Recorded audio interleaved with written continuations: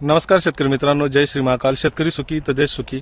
आपण बघू शकता का आज आपण क्रिम्सनच्या प्लॉटमध्ये आणि इथं आपण बघू शकता का सनबर्निंगचं आपल्याला जाणवते आणि सनबर्निंगचा जो काही पिरियड आहे आता तर मित्रांनो आपण बघू शकता का आता उत्तरायण चालू झालंय, जे करून सूर्य दक्षिण गोलार्ध सोडून उत्तर गोलार्धाकडे सरकण्यास सुरुवात होते आणि हा जवळपास कार्यकाळ 22 डिसेंबर पासून सुरू होतो.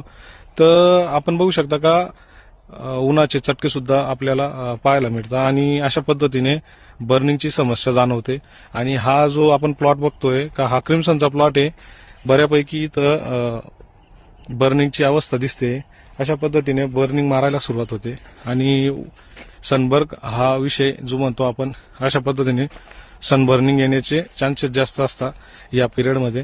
त्याच्यामुळे आपल्याला ह्या अशा कंडिशनमध्ये आपल्याला काय करायचं आहे शेतकरी मित्रांनो, आपण बघू शकता का आता सनबर्निंग किंवा उकड्या किंवा घड कडक होत आहे, तर अशा ज्या समस्या येत आहे आणि त्याच्यासाठी आपण फवारणीमधून 200 लिटरला कॅल्शियम नायट्रेट 400 ग्रॅम ससुरी 500 मिली असं फवारणीतून आपण देते.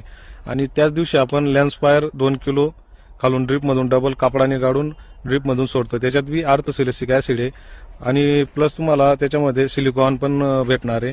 लॅन्सफायर सोडलं का 1 ते 1.5 तास पाणी त्याच्यावरती द्यायचं आहे आणि लॅन्सफायर दिल्याने तुम्हाला अँटी ट्रेस म्हणून काम करतं आणि जेणेकरून झाडातला ट्रेस जो आहे तो बाजूला निघेल आणि सिलिकॉनचं वहन पण करेल. त्याच्यातून सिलिकॉन बेस असल्यामुळं त्याच्यात आर्थोसिलिसिक ऍसिड पण दिलेलं आहे आणि जमिनीतलं जे काही क्लोराईड आहे ते सुद्धा बाजूला होतं आणि अन्नद्रव्याचं शोषण पण होतं आणि जेणेकरून